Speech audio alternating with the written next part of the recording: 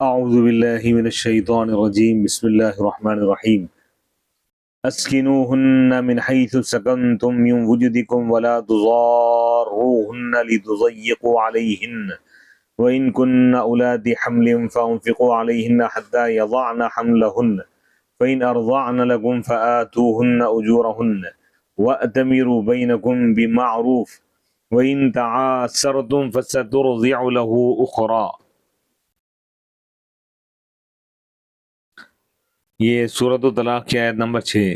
اسکنوہن، تم ان کو رکھو، من حیث سکنتم، اس جگہ جہاں تم رہتے ہو، من وجدکم، اپنی استطاعت کے مطابق، جہاں تم رہتے ہیں ان کو وہاں رکھو، ولا تضاروہن، اور تم ان کو تکلیف مت پہنچاؤ، تاکہ تم ان کو تنگ کرو، لتضیقوا علیہن، تاکہ تم ان پر تنگی کا معاملہ کر دو، دائرے کو تنگ کر دو، ایسا مت کرو۔ وَإِن كُنَّ أُولَاتِ حَمْلٍ، اور اگر وہ مطلقہ عورتیں اگر حاملہ ہو، فَأَنفِقُوا عَلَيْهِنَّ، تو تم ان پر خرچ کرو یہاں تک کہ وہ اپنے حمل کو وضع کر دیں، یعنی ولادت تک، ڈیلیوری تک تم ان پر خرچ کرتے رہو۔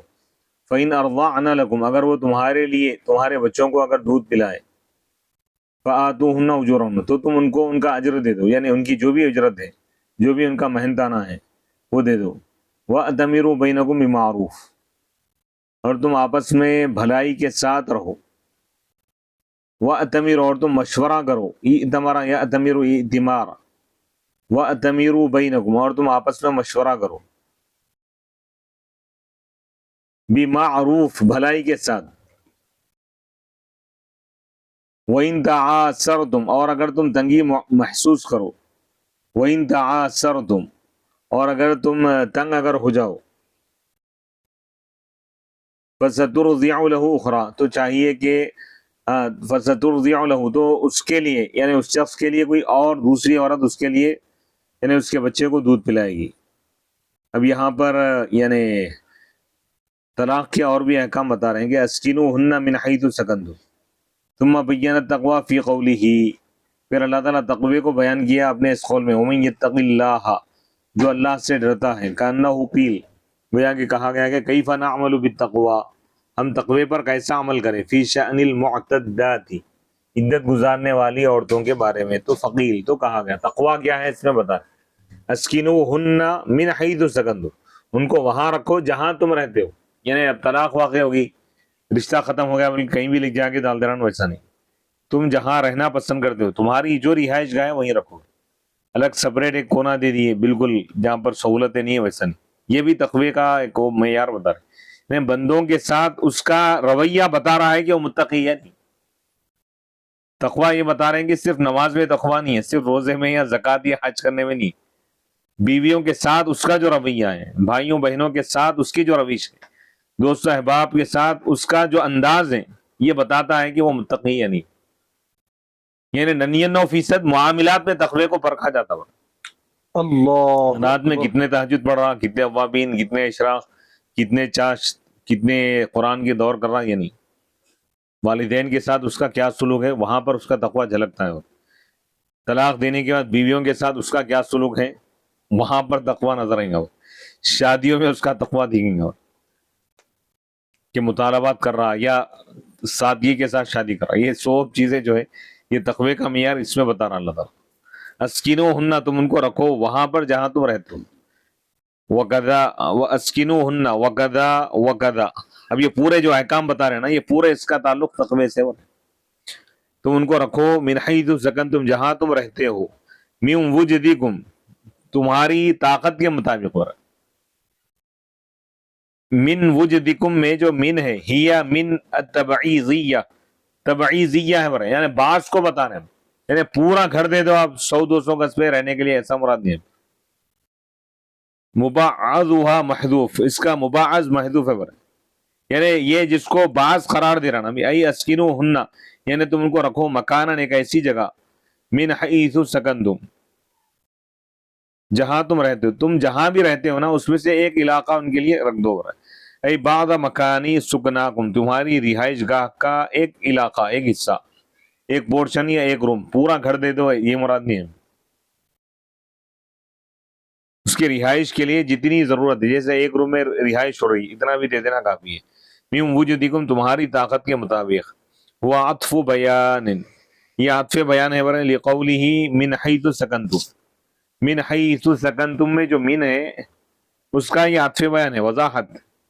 جہاں تم رہتے ہو، اس سے مراد کیا ہے ابھی؟ تمہاری طاقت کے مطابق. اور تفسیر لہ، اور اس کی وضاحت ہے برے کأنہ قیل، گویا کہ کہا گیا اسکنوہن، تم ان کو رکھو مکانن، ایک مقام پر. من مسکنکم، تمہاری رہائش گاہ کے ایک مقام میں رکھو. مما تطیقونہ، جس کی تم طاقت رکھتے ہو. والوجد الوسع والطاقہ، وجد کے معنی کیا ہے؟ وسعت اور طاقت، گنجائش. یعنی شوہر کی گنجائش کا اعتبار ہے، بیوی کی گنجائش کا نہیں.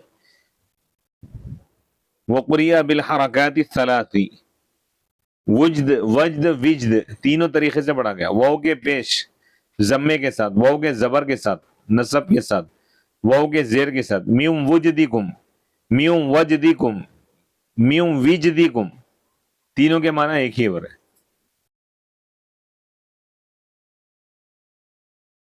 والمشہور الضم، لیکن یہاں پر ضمہ مشہور ہے برے. قرآن میں بھی وجد ہے نا، میوم وجدکم، تمہاری طاقت کے مطابق.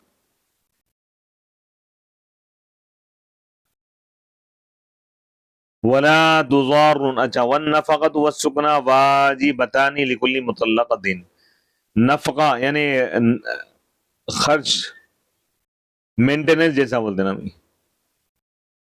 والسکنا اور رہائش، یہ دونوں چیزیں واجب ہیں شوہر پر. کس کے لیے؟ ہر مطلقہ کے لیے، اور ہر مطلقہ عورت کے لیے، چاہے وہ حاملہ ہو یا غیر حاملہ ہو، عائسہ ہو یا غیر عائسہ ہو، کوئی بھی ہو. وعند مالک والشافعی رحمهم اللہ لا نفقۃ للمبتوتۃ، امام مالک اور امام شافعی رحمۃ اللہ علیہ کے پاس نفقہ نہیں ہے مبتوتہ کے لیے، یعنی وہ عورت جس کو طلاق مغلظہ دے دی گئی. لحدیث فاطمہ بنت قیس، فاطمہ بنت قیس کی حدیث کی وجہ سے ہو رہا ہے. ان زوجہا ابتا طلاقہ، کہ ان کے شوہر نے ان کے طلاق کو یعنی سخت انداز میں طلاق. طلاق بتہ کہتے ہیں کہ بھائی بتہ کا لفظ اگر استعمال کیا، بتہ یہ بتو کے معنی کاٹنا، یعنی ایسی طلاق جو اس کے رشتے کو کاٹنے والی، تو اس سے مراد طلاق بائن ہے. اور اگر وہ نیت طلاق مغلظہ کی اگر کیا تو طلاق مغلظہ بھی واقع ہو جائے گی، یعنی 3 طلاق کی. ہاں. فقال رسول اللہ، تو اللہ کے رسول صلی اللہ علیہ وسلم نے ان سے فرمایا تھا کہ لا سکنا لکی ولا نفقۃ، تمہارے لیے نہ رہائش ہے اور نہ نفقہ ہے. یعنی جن کو 3 رواہ، طلاق دے دی جائے. ہاں، رواہ ترمذی، حدیث کو امام ترمذی نے روایت کیا ہے. حدیث نمبر 1100 یعنی 1180، اور ابن ماجہ میں بھی ہے حدیث نمبر 2036.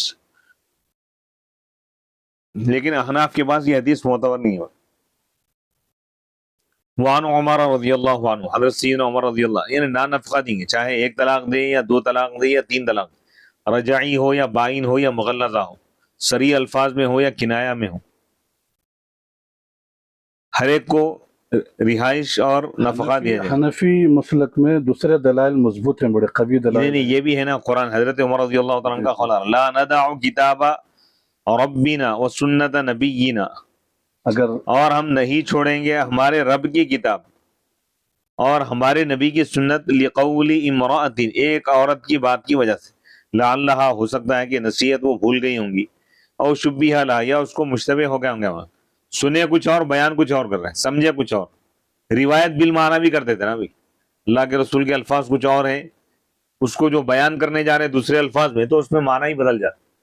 کیونکہ قرآن میں کیا آ رہا؟ اسکنوہن، وہ مطلقہ عورتوں کو رکھو جہاں تم رہتے ہو، اور ان پر خرچ کرو. 2 چیزوں کا حکم ہے. تو حدیث اگر قرآن سے ٹکرائے تو قرآن کو ترجیح دی جائے گی، نص قطعی ہے نا ابھی. جی دونوں میں تطبیق پیدا کرنے کی کوشش کریں گے. تطبیق اگر نہیں ہو سکے، حدیث پہ عمل کریں تو قرآن کو جھٹلانا لازم ہے. تو حدیث کبھی بھی وہ نہیں ہو سکتی جو قرآن کو جھٹلائے. تو اس حدیث میں کچھ نہ کچھ معاملہ ہوتا ہے، اس کو سمجھنے کی ضرورت ہے. یا تو حدیث منسوخ ہو جاتی ہے، یا کچھ خاص بیک گراؤنڈ میں حکم دیا گیا ہوگا، یا راوی ایک کا ایک سمجھے. یہ تمام چیزیں دیکھو، کیونکہ قرآن میں واضح الفاظ میں آیا کہ اسکنوہن من حیث سکنتم، جہاں تم رہتے ہو وہاں ان کو رکھو. تو رہائش کا وجوب اس سے لازم آ رہا ہو، اللہ تعالیٰ حکم دے. اور ان پر خرچ کرو، بلکہ یہاں پہ بیان کیا گیا نا. فانفقوا علیہن، ان پر خرچ کرو.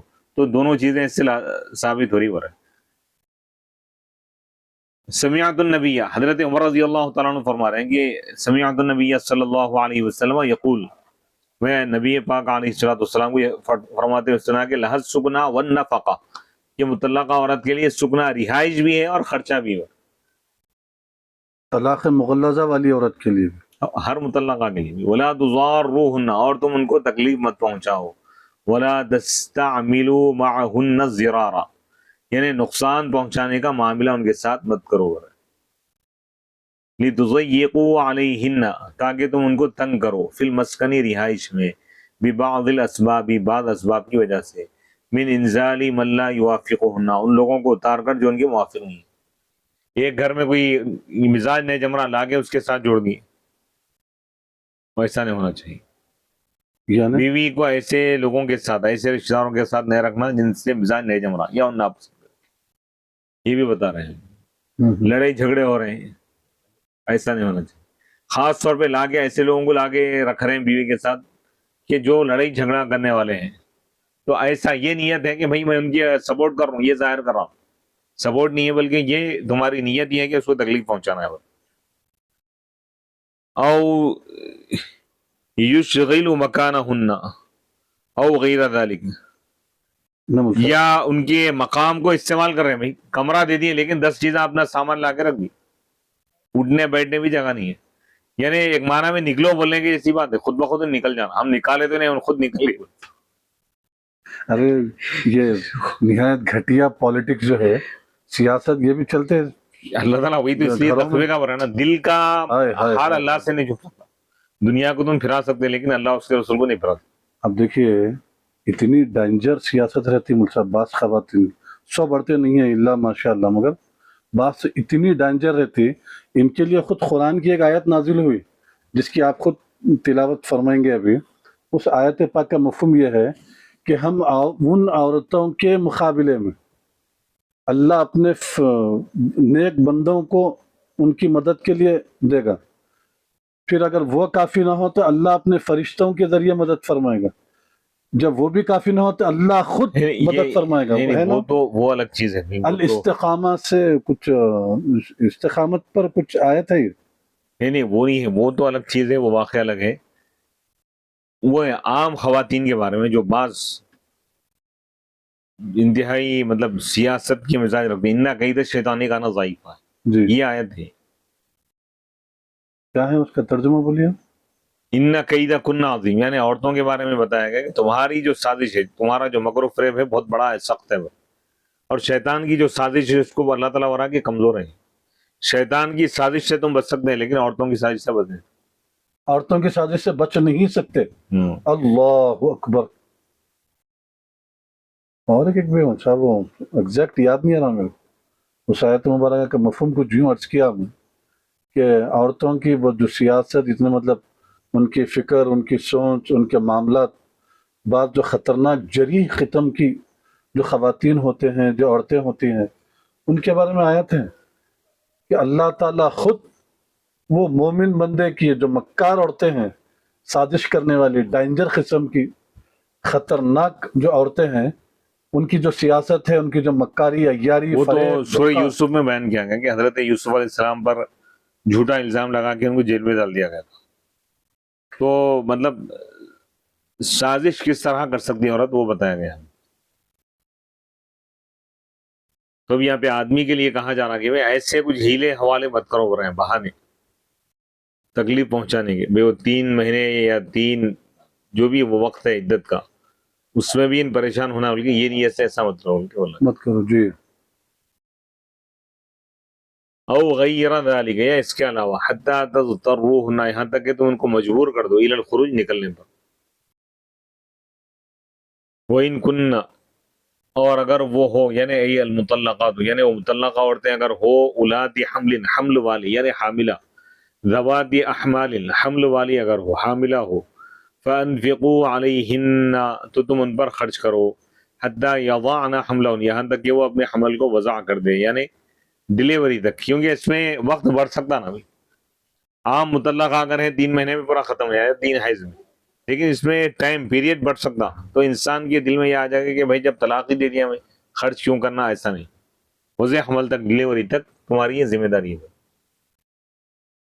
وہ فائدۃ اشتراط الحمل، حمل کی جو شرط لگائے ہم پہ، اگر وہ حاملہ ہو تو ان پر خرچ کرو، ورنہ یہ کیوں لگائے بھائی انا مدت الحمل، اس کی وجہ یہ ہے کہ مدت حمل ربما تطول، کبھی بڑھ بھی سکتی ہے،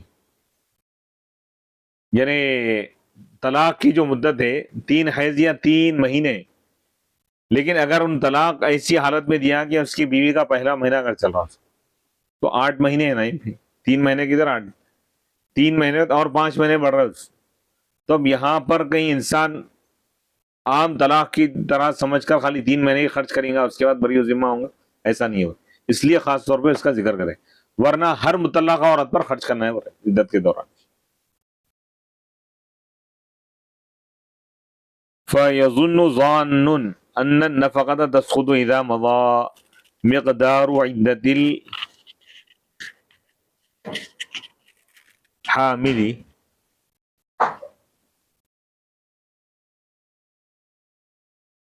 فَنَفَى ذَلِكَ الْوَهْمَ فَيَظُنُّ ظَانٌّ،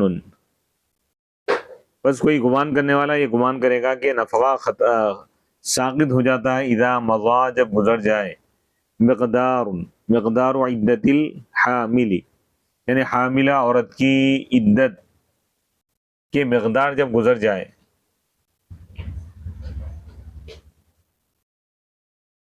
تو عدت یعنی نفقہ ساقط ہو جائے گا، فنفا ذالک الوہم، تو اللہ تعالیٰ اس وہم کی نفی کر دیا۔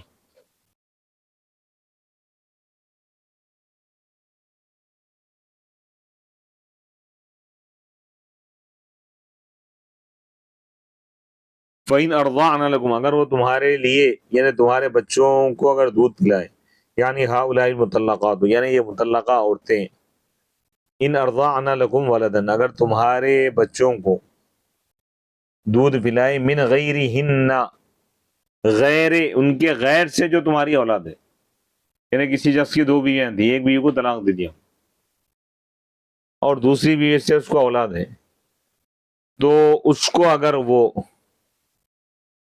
دودھ پلائے تو کیا حکم ہے بتا رہے ہیں، یعنی انہا ہؤلاء المطلقات، یعنی اگر یہ مطلقہ ہوتے ہیں، ان ارضعن لکم، اگر تمہارے لیے تمہارے خاطر دودھ پلائے، ولدن، تمہاری اس اولاد کو جو دوسری بیویوں سے، ایک بیوی کو طلاق دے دیا انہوں نے، اور پہلی بیوی سے جو اولاد ہے اس اولاد کو وہ دوسری بیوی جو مطلقہ ہے دودھ اگر پلا رہی ہے، تو کیا حکم ہے بریں گے ان کو پیسے وغیرہ دے دو، او من ہن، یا انہی سے ہے وہ اولاد، لیکن بعد انقطاع عصمت الزوجیہ، یعنی ازدواجی رشتہ ختم ہونے کے بعد، اسی کا بیٹا ہے، اسی یعنی جس کا کو طلاق دے دیا، اس کو بھی اگر دودھ پلا رہے تو بولیں گے فاتوہن اجورہن، ان کو ان کا اجر دے دو، اب رشتہ ختم ہو گیا نا بھائی، پہلے نکاح میں تھی، دودھ پلا رہی تھی، پیسہ دینا ضروری نہیں تھا اس لیے، تو حکمہن فی ذالک، تو ان کا حکم اس کے بارے میں حکم الازعار، یعنی دایا کا جو حکم ہے نا وہی سے برے۔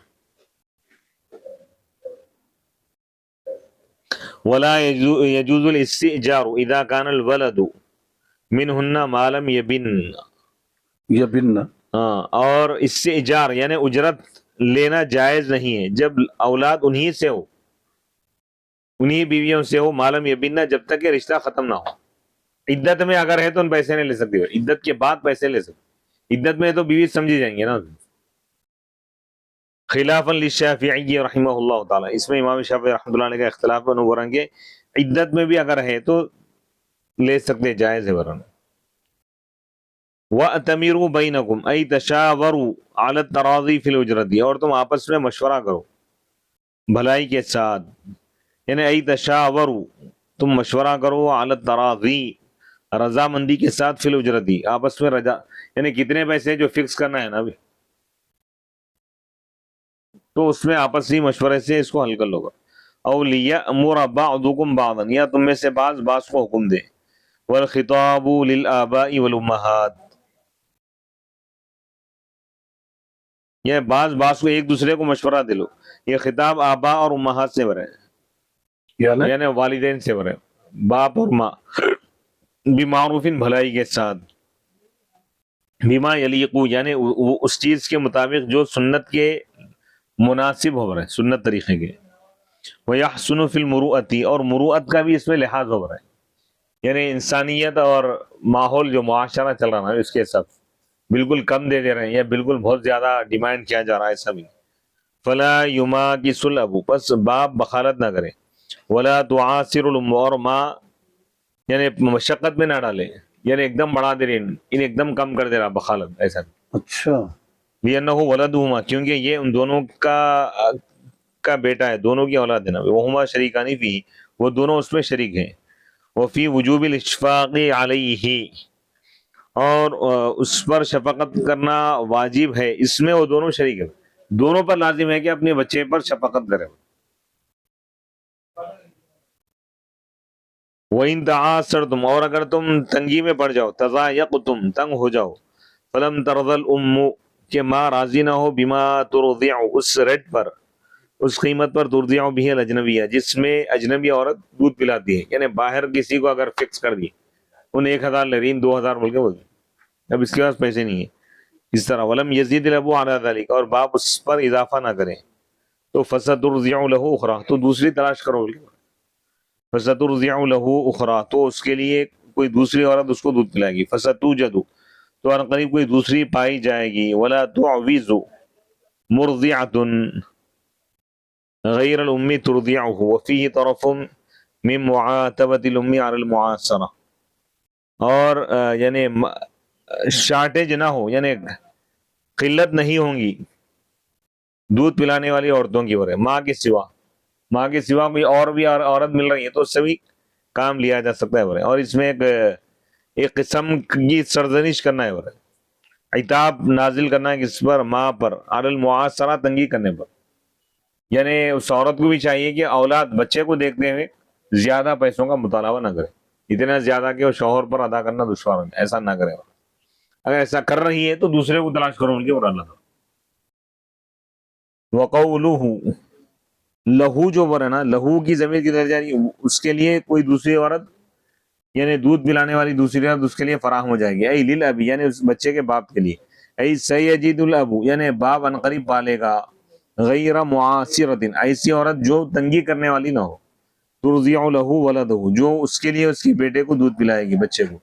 ان عاصرتہ امہ اگر اس کی حقیقی ماں اس کو اگر تنگ کر رہی ہے, اس کو مشقت میں ڈال رہی ہے, تکلیف میں ڈال تو رہا اللہ تعالیٰ فرمائے کہ ہمارے کارخانے قدرت میں کسی چیز کی کمی نہیں. ہے. سبحان اللہ سبحان اللہ, کیا رہنمائی ہے دیکھیے آپ اسلام. فسترضع له اخرى. ہائے ہائے ہائے, یعنی تو اس سے معلوم یہ ہو رہا ہے کہ اسی ایک ہی چیز کے پیچھے نہیں پڑ جانا, کوئی خرید لیں ریٹ کم نہیں کرا خدا حافظ بول کے ہم انتظام کرتے ہیں اللہ تعالیٰ. کیا بات, بعض لوگ چکاتے ہوئے ٹھہر جاتے ہیں نا, یہی چیز یہی دوسری دکان پہ جاؤ, ختم. ایک آٹو والا تیار نہیں ہو رہا دوسرے کو پکڑو. صحیح ہے. رائٹس جیسا وہ ہے نا آج کل اولا اوبیر وغیرہ ہیں, کوئی زیادہ بتا رہا دوسرے پہ چلے آپ دوسری کمپنی میں. پھر اللہ تعالیٰ آگے فرما رہا ہے آیت نمبر 7, لینفق ذو سعۃ من سعتہ چاہیے کہ خرچ کرے وسعت والا, کشادگی والا, زیادہ مال والا اپنی وسعت کے مطابق. ومن قدر علیہ رزقہ جس پر اس کا رزق تنگ کر دیا گیا, فلینفق چاہیے کہ وہ خرچ کرے مما اس میں سے آتا اللہ جو اللہ اس کو عطا. اب جیسا لوگ بولتے ہیں نا ابھی امیر غریب ایک جیسا خرچ کرنا, ایسا نہیں. جیسے دعوتوں میں سب لوگ بولتے ہیں ارے بھائی انہوں ایسا کر رہے ہیں, سب ایسی کرنا ہوتا ہے, جس کو جتنی استطاعت ہے کر سکتے, شریعت اس سے نہیں روکتی. ہاں استطاعت کے باہر جا کے آپ اپنے آپ کو بالکل قرضوں میں ڈبا کر آپ وہ کر رہے ہیں تو یہ شریعت میں شریعت کے دائرے میں رہتے ہوئے اچھے سے اچھا کھلانا چاہ رہے ہیں, اچھا لباس پہننا چاہ رہے ہیں یا پہنانا چاہ رہے ہیں, اپنی اولاد پر خرچ کرنا چاہ رہے ہیں, وہ ممانعت نہیں, اسراف نہیں کرنا اس میں, جیسے پٹاخوں پہ لٹا دے رہے ہیں, بینڈ باجوں میں, یہ حرام ہے. کھانا کھلا رہے ہیں وہ اچھے سے اچھا کھلا سکتے, بشرطے کہ اسراف نہ ہو, بچا کے آدھا کھا رہے ہیں آدھا پھینک دے رہے ہیں, اس کا گناہ ہو. لیکن لفظ کھلانے پلانے پہ پابندی نہیں. کوئی اپنی تنخواہ کے حساب سے اپنی کیٹیگری کے حساب سے اپنی اولاد پر اچھا خرچ کرنا چاہ رہا تو حرام ناجائز نہیں ہے یہ. اللہ فرما رہا ہے جس کی جتنی وسعت ہے اس کے مطابق خرچ کرے. دولت ہے لیکن بخالت کر رہا تو یہ بھی اسلام میں منع ہے. بخیل ہے یعنی دولت نہیں ہے لیکن پھر بھی لوگوں کو دکھانے کے لیے قرضے لے کے کر رہا تو یہ بھی منع ہے. تو دونوں اپنی اپنی گنجائش کے حساب سے کام کریں. پیسہ اگر ہے اور اس کی ماں اس کی جو مطلقہ بیوی ہے نا زیادہ پیسوں کا مطالبہ کری تو خرچ کرے. اگر پیسہ نہیں ہے تو اس کے حساب سے جتنا دے سکتا اس کے دائرے میں رہتے ہوئے کر لیول کے اوپر. اگر مالدار ہے انہیں زیادہ مطالبہ کر رہی ہے وہ خاتون تو پھر اس کے مطالبات کے لحاظ سے دیو بر رہے اللہ تعالیٰ. ہاں خرچ اگر کرو تم مالدار ہیں تو ہاں یعنی تم قدرت رکھتے ہو تمہیں اللہ نے دیا ہے اور تم اتنی گنجائش رکھتے ہو ہاں دین تو کے پھر اس معاملے کے میں وہ وہی چل رہی جیسے مسجد کے چل گنجائش رہے کے لحاظ سے دینا ہے سمجھو. ایک غریب آدمی 10 روپے دے رہا, کروڑ پتی بھی ایک 10 کی نوٹ دے رہا تو غلط ہے. کروڑ پتی اس کے حساب سے 100 یا 200 ایسا حصہ میں دینا چاہیے, 500 کا. ایک کیٹیگری اس میں نہیں آنا چاہیے. خرچ جو کر رہے ہیں آپ, اللہ جتنی آپ کو طاقت دیا ہے دولت اس کے حساب سے وہ کرو. جی اس کا ترجمہ دوبارہ فرمائیں. لینفق چاہیے کہ خرچ کرے, ذو سعت وہ سعت والا, گنجائش والا, کشادگی والا, من سعتی ہی اپنی کشادگی کے مطابق. اور یہ تمام چیزوں میں ہے بھائی, پوری زندگی کے تمام مراحل. جیسے آپ اپنی بیوی بچوں کو گوشت کھلا سکتے ہیں, گوشت کھلانا نہیں, دال کھانے پہ ہی پوری زندگی گزارتے ہیں بس. اچھے سے اچھا ان کو کھلا سکتے ہیں, تو تمام چیزوں پہ ہیں یہ. جی ومن قدر علیہ رزقہ, جس پر اس کا رزق تنگ کر دیا گیا ہے, فلینفق چاہیے کہ وہ بھی خرچ کرے, مما اس میں سے آتا اللہ جو اللہ تعالیٰ دیا ہے. اللہ جتنا دیا اس میں سے ہی کرو, اس سے زیادہ کرو بلکہ نہیں برے. اہم بات ہے یہ پوائنٹ, اسی کے اندر سے کر لو. اسی کے اندر تو یہاں پر بھی اہم پوائنٹ دونوں ہے, کے لیے الگ تو الگ دنیا حقوق ہیں. والے دونوں کو ایک کٹیرے میں ٹھہرانے کرنا, ایک ہی اس پہ. مالدار کرنا ٹھیک ہے, اچھی بات ہے. غریب اس کے حساب سے اگر دعوت کرا, اس کو بھی تم بری بد نظر سے مت دیکھو, یعنی حقارت کی نظر سے دیکھ رہے ویسا نہیں. اور غریب آدمی کو بھی یہ چاہیے کہ ایک دم دنیا والے ایسا کر رہے ہیں میں بھی کروں گا, آپ کے خرید لے رہا ویسا نہیں. اس کو جتنا دیا گیا ہے اس میں سے کرو. بے شک لا یکلف اللہ نفسا الا ما آتا, اللہ تعالیٰ کسی نفس کو تکلیف نہیں دیتا مگر اسی چیز کی جو اللہ اس کو دیا ہے. مال اگر ہے, مال دیا تو زکوٰۃ دینا ہے, مال نہیں ہے پھر بھی زکوٰۃ فرض کر دی گئی, ایسا ہی. مال نہیں ہے اس پہ قربانی بھی واجب نہیں ہے, مال نہیں ہے حج بھی فرض نہیں ہے اس کا. لا یکلف اللہ نفسا الا ما آتاہا. تو اللہ کی شان رحمت یہ ہے کہ پہلے استطاعت دے کے اس کے بعد حکم دیتا اللہ. جی پہلے ٹھہرنے کے قابل بنایا, اس کے بعد قیام فرض کیا.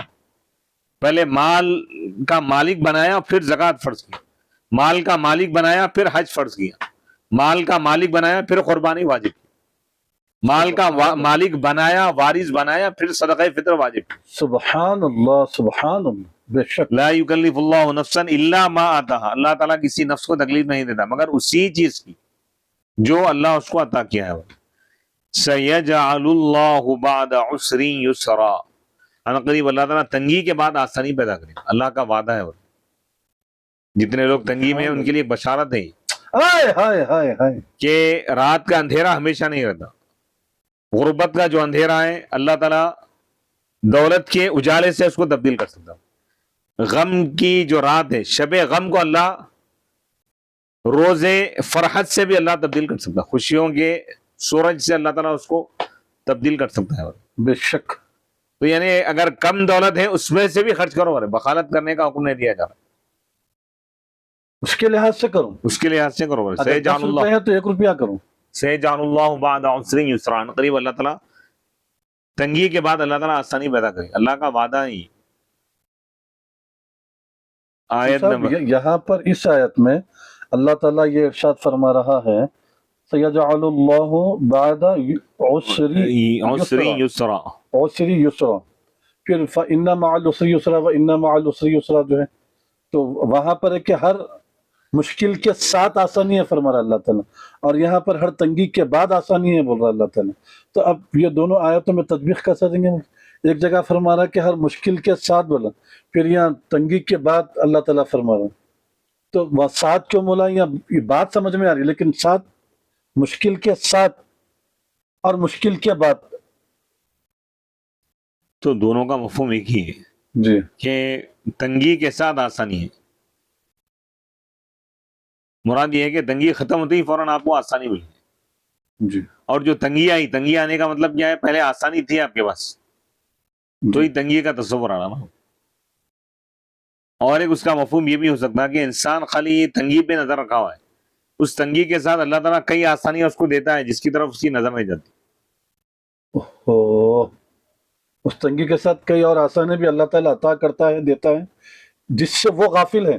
ہاں, اس کی نظر اگر وہ سے غور کرے تنگی تو پہ پھر ہے. جی جی جی یعنی مثال کے طور پہ اللہ تعالیٰ بندے کو ننینوں نعمتیں دیا، ایک آدھ نعمت اللہ تعالیٰ اپنی حکمت کی وجہ سے نہیں دیا، تو وہ ننینوں نعمتوں کو دیکھ کر اس کا شکر ادا کرنے کے بجائے بندہ وہ ایک 100ویں جو نعمت جو دوسروں کے پاس دیکھ رہا اس کو دیکھ کر انہیں آزردہ ہو جا رہا، یہ چیز میرے پاس نہیں ہوئی، وہاں سے ناشکرہ بن رہا۔ تو یہ بول رہے ہیں کہ اللہ جو دیا ہے اس میں غور و فکر کر، سبحان اللہ دے تو رحمت ہے، نہ دے تو حکمت ہے، یہ چیز سمجھنا چاہیے۔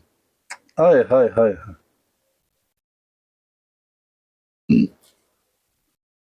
آیت نمبر 7، لِيُنْفِقْ ذُو سَعَةٍ مِّن سَعَتِهِ، انفق ينفق، انفاق خرچ کرنا، خرچ کرنے کا معیار کیا ہونا چاہیے اللہ تعالیٰ بتا رہا ہے، دو معیار بتائے گئے بھی، ایک تو مالدار ایک غریب، مالدار اپنی دولت کے حساب سے خرچ کریں گا،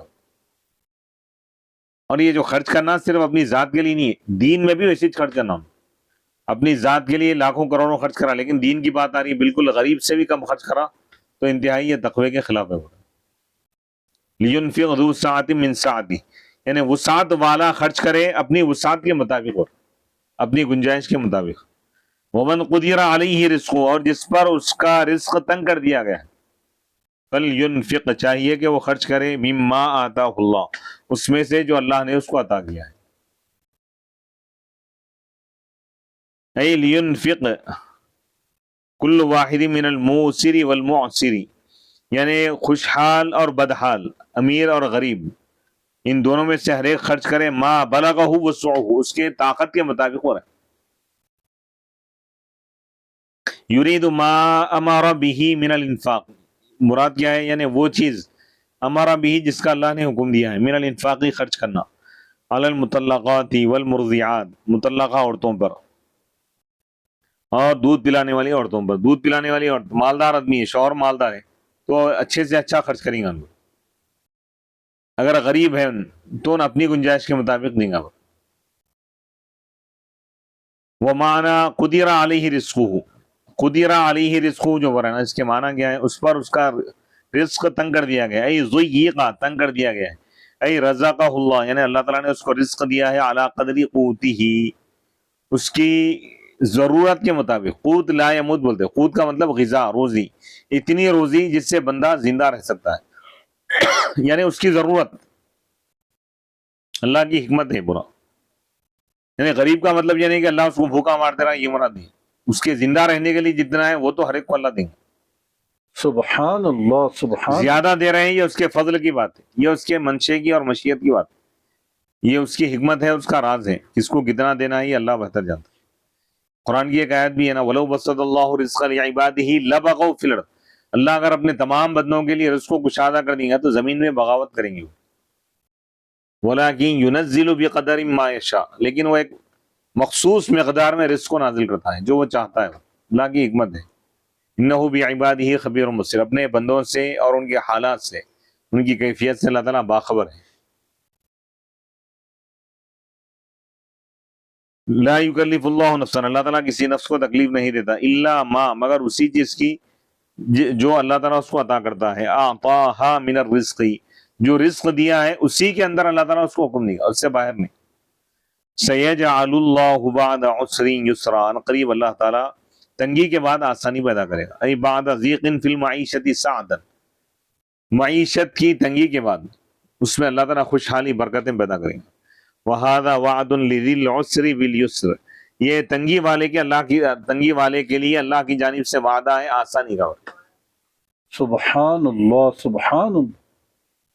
سَيَجْعَلُ اللَّهُ بَعْدَ عُسْرٍ يُسْرًا،